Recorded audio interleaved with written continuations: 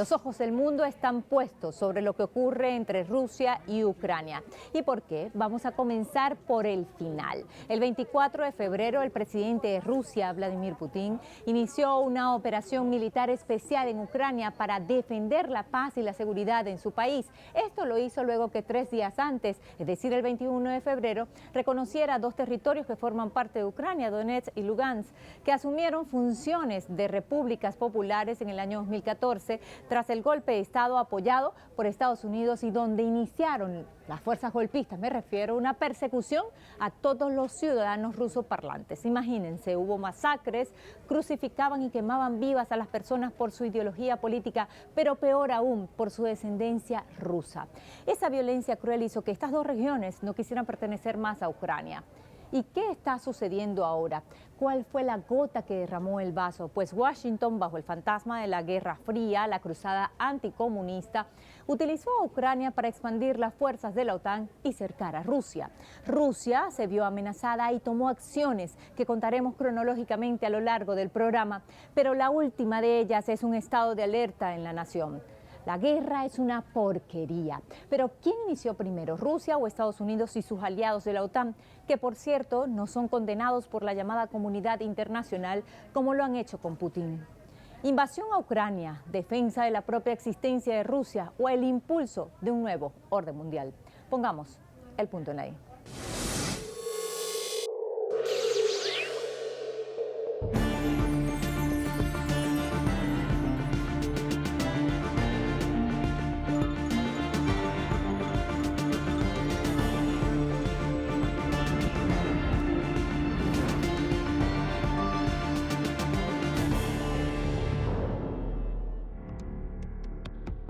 Ucrania es un país ubicado al sudeste de Rusia.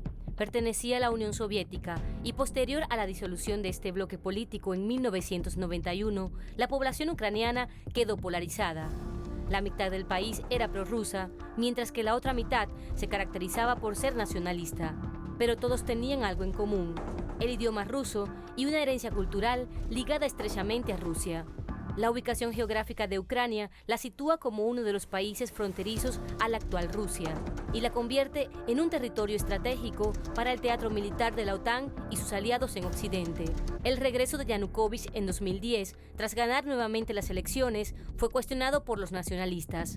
Y en 2012, la decisión de aprobar una ley en la que se decretaba el idioma ruso como segunda lengua oficial despertó el odio de los grupos neonazis antirrusos, que fueron apoyados por gobiernos injerencistas y de la OTAN, aun cuando Ucrania no formaba parte de este bloque político. En 2014 se fragua un golpe de Estado caracterizado por el asesinato de civiles que se oponían al derrocamiento del presidente. 16 de marzo de 2014. Habitantes de la península de Crimea y Sebastopol en referéndum con un 97% de los votos deciden separarse de Ucrania y unirse a la Federación Rusa. Abril y mayo de 2014. Surge un movimiento separatista en Donbass, al este del país. El gobierno ucraniano lanza una ofensiva militar en respuesta. En la ciudad de Odessa, miembros neofascistas del Maidán, luego de enfrentamientos con sectores prorrusos, incendian el edificio de la Federación Regional de Sindicatos con un saldo de 43 personas muertas y 174 heridos. Mayo de 2014. El empresario Petro Poroshenko gana las elecciones presidenciales. El presidente de Estados Unidos, Barack Obama, nombra a su vicepresidente Joe Biden como principal enviado a Ucrania. Septiembre de 2014. Entra en vigor el acuerdo de Minsk entre el gobierno de Ucrania y los separatistas de Donetsk y Lugansk. Kiev irrespeta el convenio a solo una semana de suscrito y prosiguen sus ataques contra el Donbass. Febrero de 2015. Las partes en conflicto se reúnen con la mediación de Rusia, Francia y Alemania y se establece la retirada del armamento pesado y una tregua inmediata. Diciembre de 2019. El presidente de Rusia, Vladimir Putin, y su par ucraniano, Volodymyr Zelensky, acuerdan retomar el proceso de paz bajo el Cuarteto de Normandía con mediación de Francia y Alemania. Enero-abril de 2021. La OTAN incrementa su presencia en el este de Europa. Rusia responde con ejercicios tácticos militares en el occidente de su territorio y escalan las tensiones entre Ucrania y Rusia instigadas por la propaganda occidental. Enero de 2022. Rusia solicita a los integrantes de la OTAN garantías vinculantes de la no expansión de las fuerzas del organismo cerca de sus fronteras. Enero de 2022. Rusia denuncia el envío de 460 toneladas de armas a Ucrania por parte de Reino Unido y Estados Unidos entrega a Ucrania 170 toneladas de armas como parte de un paquete de ayudas equivalente a $200 millones en medio de denuncias de Rusia por el peligro que constituye para su territorio la militarización de Ucrania. Luego del golpe de Estado y a lo largo de 8 años, más de 14.000 ucranianos fueron asesinados por su ideología política. Hubo persecución racial. Imagínense todo el poderío militar de Kiev, la capital de Ucrania, apoyados por Estados Unidos y sus aliados de la OTAN, se usaron contra la población civil que estaba en desacuerdo con el golpe de Estado. Y se fortaleció todo un movimiento fascista y neonazi. Y todo ocurrió ante el silencio cómplice de la comunidad internacional y los medios de comunicación que pasaron por debajo de la mesa este genocidio. El golpe de Estado, que fue reseñado como una supuesta revuelta popular en 2014 en Ucrania, dejó en febrero de ese año más de un centenar de muertes entre civiles y militares. Esta situación civil desembocó en un conflicto militar que aún está latente, y recientemente se consiguieron fosas comunes. En mayo de 2014 fueron asesinadas casi 50 personas por nacionalistas de extrema derecha que los quemaron vivos en plena casa sindical en la ciudad de Odesa. Según cifras de la ONU, en ese mismo año, solo en el este de Ucrania, en la región del Donbass, que está reclamando su independencia, se produjeron cerca de 10.000 muertes de civiles relacionadas con el conflicto y 22.400 heridos. Esta situación condujo a los acuerdos de Minsk, que nunca se cumplieron hasta la presente fecha, y que entre los puntos acordados resalta el cese al fuego en la zona del este de Ucrania y la no adhesión de Ucrania a la OTAN y a la Unión Europea. Es que lo que caracterizaría, yo creo, a los nuevos gobiernos surgidos tras este golpe de Estado es un ultranacionalismo ucraniano que además es antirruso. Es decir, han movido hacia la derecha a una parte importante de la población ucraniana frente a otra parte también muy importante de esa población que tiene raíces culturales e idiomáticas con Rusia, ¿no? Pero la agresión sobre Moscú nunca cesó hasta que el presidente de los Estados Unidos, Joe Biden, y sus aliados decidieron enterrar por completo los acuerdos de Minsk. De nada sirvieron los esfuerzos diplomáticos de Rusia y el diálogo durante 8 largos años para mantener el equilibrio. En los últimos 2 meses, desde que inició el año 2022, la OTAN poco a poco fue cercando a Rusia. Rusia está completamente cercada ahora mismo por la OTAN, pero además con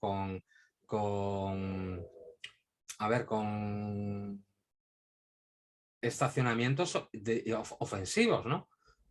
Actualmente hay 4 cuarteles de la OTAN en los países bálticos con presencia de tropas, ¿no? En Letonia hay tropas blindadas, entre las que están tropas españolas.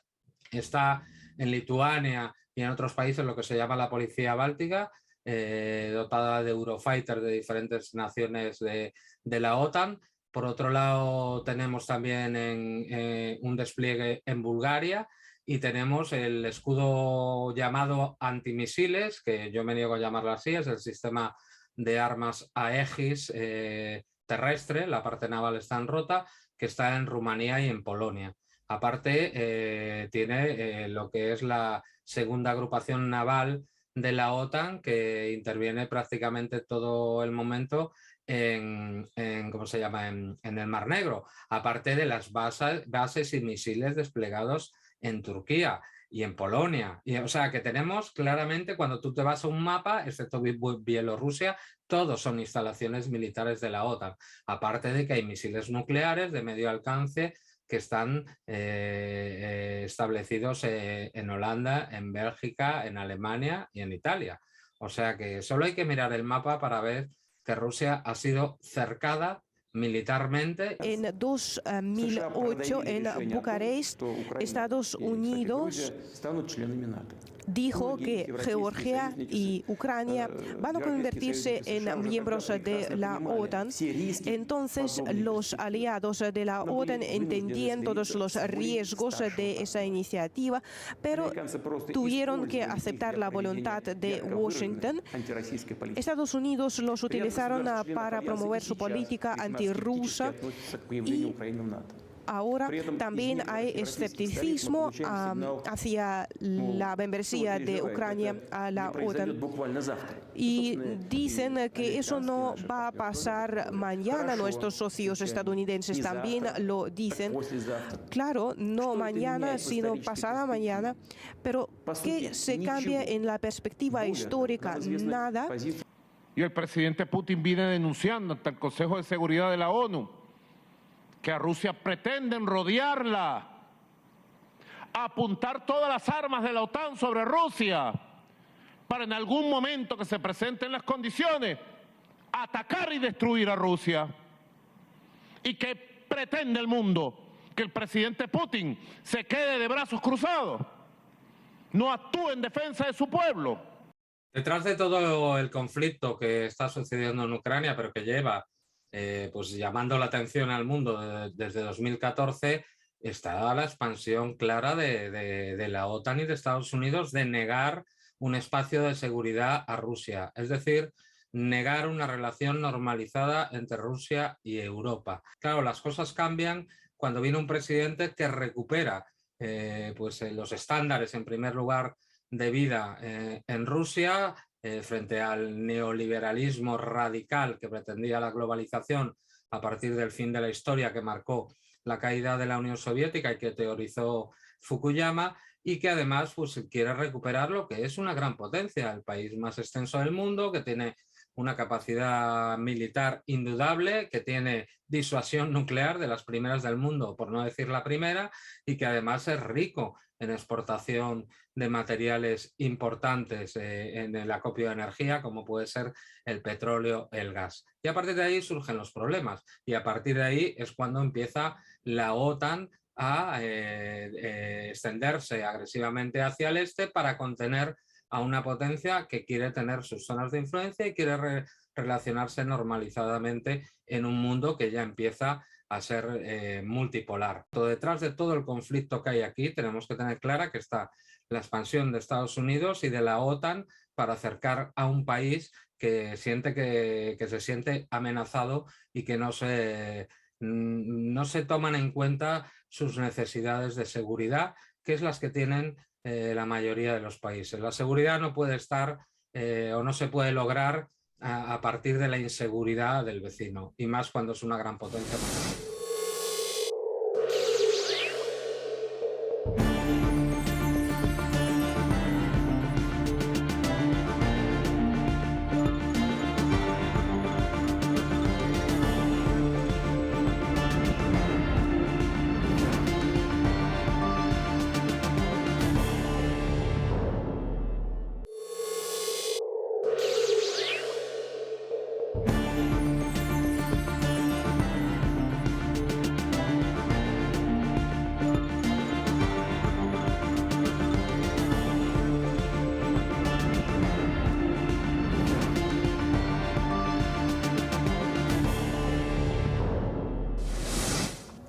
¿Qué habría hecho Estados Unidos si Rusia expande su poderío militar, por ejemplo, en las fronteras con México, aquí mismo en Latinoamérica?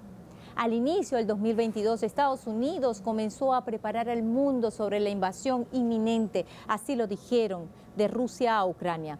Todos los días hablaban de eso y fijaron fecha el 16 de febrero. La guerra mediática ganó terreno.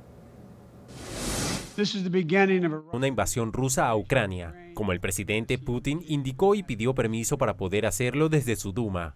Así que voy a comenzar a imponer sanciones en respuesta, mucho más allá de los pasos que nosotros y nuestros aliados y socios implementamos en 2014. В этой связи мы ясно и четко дали понять, что дальнейшее движение НАТО на восток неприемлемо. Ну чего здесь непонятного? Мы что ли ставим ракеты рядом с границами Соединенных Штатов? Нет. Это же Соединенные Штаты своими ракетами пришли к нашему дому. На пороге нашего дома находятся уже. Ну разве это какое-то избыточное требование? Не ставить больше никаких ударных систем у нашего дома.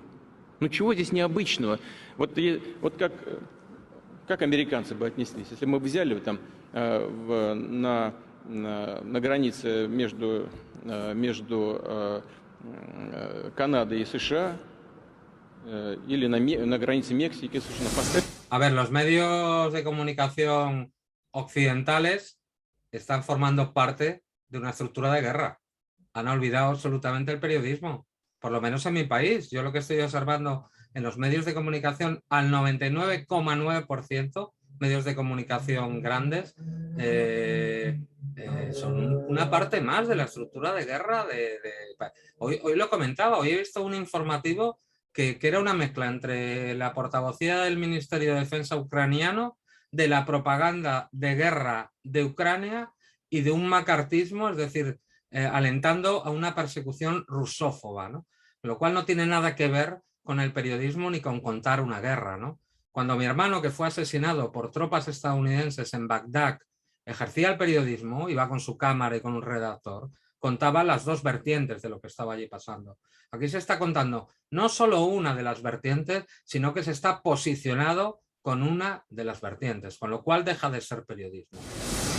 Tras agotarse el diálogo y aumentar la escalada de la OTAN, el 21 de febrero Rusia decidió reconocer la independencia, ya lo hemos dicho, de Donetsk y Lugansk, y esto dio paso a la operación especial militar que está en pleno desarrollo para desmilitarizar y desnazificar a Ucrania. Pasó lo que nadie quería que pasara. Rusia avanzó para garantizar su seguridad y dicen, sin duda, también Europa. Lo más cumbre de todo es que los que siempre violan el derecho internacional han propiciado guerras en el mundo entero, como en Libia, Irak, Siria y pare de contar, se rasgan las vestiduras diciendo ahora no a la guerra. Noviembre de 2013. El presidente ucraniano Viktor Yanukovych anuncia que no firmará el acuerdo de asociación con la Unión Europea bajo condiciones desfavorables para su nación. Inician protestas violentas conocidas como Euromaidán, encabezadas por sectores neofascistas del llamado Pravý Sector o Libertad. Estados Unidos y la Unión Europea expresan su apoyo a los manifestantes. Diciembre de 2013. La secretaria de Estado de Estados Unidos para Europa, Victoria Nuland, reconoce que su país ha gastado $5.000 millones para subvertir Ucrania y asegura que empresarios y funcionarios del gobierno apoyan el proyecto de arrancar a Ucrania de su relación histórica con Rusia. Febrero de 2014. Se hace pública una conversación entre la secretaria de Estado para Europa, Victoria Nuland, y el embajador estadounidense en Kiev, en la que organizan el gobierno de Ucrania con Arseniy Yatsenyuk como primer ministro. Febrero de 2014. Es incendiada la sede del Partido de las Regiones. Secuestran a 27 policías y son asesinadas decenas de personas en Kiev, víctimas de disparos de francotiradores. El gobierno de Yanukovych es responsabilizado por los hechos. El ministro de Exteriores de Estonia afirmó posteriormente que los asesinos estaban ligados a los líderes del Maidán. Nunca se investigaron los hechos. 22 de febrero de 2014. Se produce un golpe de Estado contra el presidente Yanukovych. Arseniy Yatsenyuk es nombrado primer ministro. Su gobierno incluye a miembros del Partido Libertad acusados de racismo, xenofobia y antisemitismo por la Unión Europea. Ante la creciente ola de rusofobia, en el sur y el este del país se crean milicias de autodefensa. 16 de marzo de 2014. Habitantes de la península de Crimea y Sebastopol en referéndum con un 97% de los votos deciden separarse de Ucrania y unirse a la Federación Rusa. Abril y mayo de 2014. Surge un movimiento separatista en Donbass, al este del país. El gobierno ucraniano lanza una ofensiva militar en respuesta. En la ciudad de Odessa, miembros neofascistas del Maidán, luego de enfrentamientos con sectores prorrusos, incendian el edificio de la Federación Regional de Sindicatos con un saldo de 43 personas muertas y 174 heridos. Mayo de 2014. El empresario Petro Poroshenko gana las elecciones presidenciales. El presidente de Estados Unidos, Barack Obama, nombra a su vicepresidente Joe Biden como principal enviado a Ucrania. Septiembre de 2014. Entra en vigor el acuerdo de Minsk entre el gobierno de Ucrania y los separatistas de Donetsk y Lugansk. Kiev irrespeta el convenio a solo una semana de suscrito y prosiguen sus ataques contra el Donbass. Febrero de 2015. Las partes en conflicto se reúnen con la mediación de Rusia, Francia y Alemania y se establece la retirada del armamento pesado y una tregua inmediata. Diciembre de 2019. El presidente de Rusia, Vladimir Putin, y su par ucraniano, Volodymyr Zelensky, acuerdan retomar el proceso de paz bajo el Cuarteto de Normandía con mediación de Francia y Alemania. Enero-abril de 2021. La OTAN incrementa su presencia en el este de Europa. Rusia responde con ejercicios tácticos militares en el occidente de su territorio y escalan las tensiones entre Ucrania y Rusia instigadas por la propaganda occidental. Enero de 2022. Rusia solicita a los integrantes de la OTAN garantías vinculantes de la no expansión de las fuerzas del organismo cerca de sus fronteras. Enero de 2022. Rusia denuncia el envío de 460 toneladas de armas a Ucrania por parte de Reino Unido y Estados Unidos entrega a Ucrania 170 toneladas de armas como parte de un paquete de ayudas equivalente a $200 millones en medio de denuncias de Rusia por el peligro que constituye para su territorio la militarización de Ucrania. 21 de febrero de 2022. El presidente Vladimir Putin firma el decreto que reconoce la independencia de las repúblicas populares de Donetsk y Lugansk. 24 de febrero de 2022. Rusia anuncia su decisión de realizar una operación militar especial para garantizar la paz en Donetsk y Lugansk, territorios que han sufrido bombardeos y asedio durante 8 años que han causado más de 13.000 muertos, entre ellos mujeres, niños y personas de la tercera edad. El precio del gas natural y del petróleo se han disparado y en las bolsas europeas también importantes caídas han sido superiores. Tras el reconocimiento de Putin de las repúblicas autodeterminadas, comenzaron más sanciones. Nada nuevo para Rusia, que había sido sancionada antes por Occidente y la Unión Europea. Esta vez, nada hacía la diferencia. Hay intentos de chantajearnos, nos amenazan con sanciones y de todas maneras van a introducirlas a medida que crezca el potencial de Rusia y siempre habrá un pretexto para nuevo ataque de sanciones o lo fabricarán independientemente de la situación en Ucrania. Hay solo un objetivo: contener el desarrollo de Rusia y lo seguirán haciendo como lo hacían antes, sin cualquier pretexto formal, porque solamente existimos y nunca vamos a poner en riesgo nuestra soberanía y nuestros intereses nacionales, nuestros valores. Y quiero decir directamente que en esta situación, cuando propusimos un diálogo y ese diálogo, nuestras propuestas se quedaron sin respuestas, cuando el nivel de amenazas para nuestro país crece, Rusia tiene todo el derecho para asegurar su seguridad. Inmediatamente Rusia comenzó a neutralizar las fuerzas militares de Ucrania. Hubo un ambiente de incertidumbre, la población comenzó a salir de las ciudades y se colapsaron las calles por el número de personas desplazándose hacia Polonia. Días antes, las poblaciones de las dos regiones reconocidas por Rusia celebraron la decisión. No era poca cosa lo que vivieron durante 8 años. En medio de la situación, el presidente Volodymyr Zelensky no recibió el apoyo que esperaba de sus aliados de Occidente y la OTAN. Pero hay una segunda cosa. Estamos solos defendiendo a nuestra nación. ¿Quién está listo para luchar con nosotros? No veo a nadie. ¿Quién está listo para darle a Ucrania una garantía para unirse a la OTAN? Todos tienen miedo. Bueno, está claro que a Ucrania la han dejado sola, como hacen siempre ellos, ¿no? Se le convenció de que iba a tener un ingreso en la Unión Europea y en la OTAN, y no lo ha tenido ni lo va a tener. Y el apoyo que va a dar tanto la subalterna Unión Europea como Estados Unidos tiene que ser indirecto, porque si es directo vamos a una guerra nuclear que sería total. Si participa Estados Unidos, hay una guerra nuclear, habrá un ataque nuclear. Y además en la doctrina de disuasión de seguridad rusa está contemplado el uso escalado con diferentes gradaciones de las armas nucleares, ¿no? Por lo tanto, por eso no están entrando abiertamente, ¿no? Pero ¿qué hay detrás de toda esta situación? Pues sí, el tema económico que mueve lo geopolítico.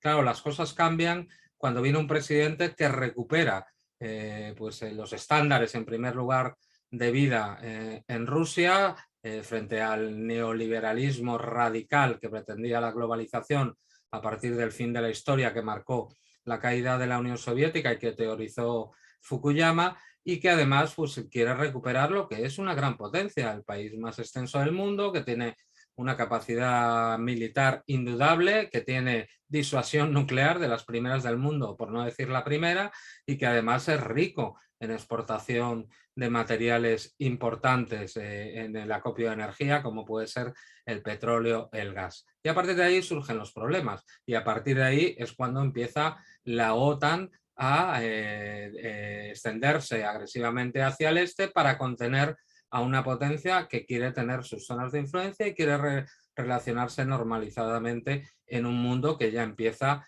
a ser multipolar. Parafraseando la reflexión de la periodista Helena Milinsin, víctima de la guerra en Serbia, muchos de los que gritan no a la guerra son los mismos que promovieron la expansión de la OTAN, los que organizaron una operación sangrienta en Kiev y los que armaron y siguen armando a Ucrania. Al final parece que sí, esta acción era inminente para algunos, inevitable. Si a Rusia se le condena por violar el derecho internacional, ¿por qué no se hace lo mismo con los países de la Europa occidental que permitieron la instalación de bases nucleares en las naciones que no son poseedoras de esos armamentos, como Italia o Países Bajos? ¿Por qué no se hace lo mismo con Estados Unidos e Israel? Lo de Ucrania y Rusia desnudó aún más la doble moral del sistema de Naciones Unidas. Lo cierto es que luego de esta situación podría ser el principio de un nuevo orden mundial que siempre y lamentablemente se escribe sobre los cadáveres. Pusimos el punto en la I.